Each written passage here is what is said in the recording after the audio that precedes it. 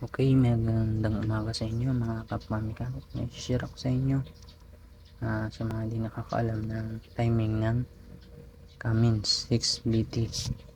Yan, 00 sa camshaft. Tapos yun sa oil pump, kahit wala man siyang timing.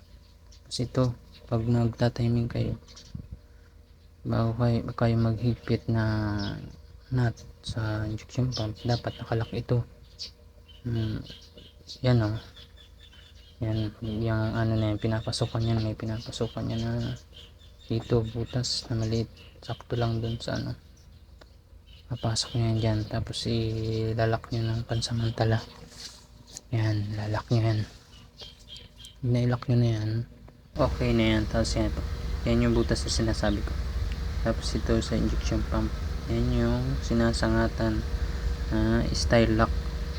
Yan, ilalak nyo yan bago kayo maghigpit yan sa may injection pump, para hindi gumalaw itong pagkaka-timing sa injection pump. Yan, lalak ko na yan. Ito yung sinasabi kong nut sa injection pump. Tapos ganito ang itsura pag naka number 1 sa injection pump.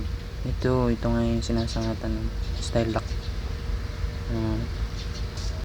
Tapos pag okay na at naihigpitan na nga yung nut sa injection pump, balik ta rin at okay naman at yun nga, pag nabaliktad mo na, okay na, naka-timing ka na.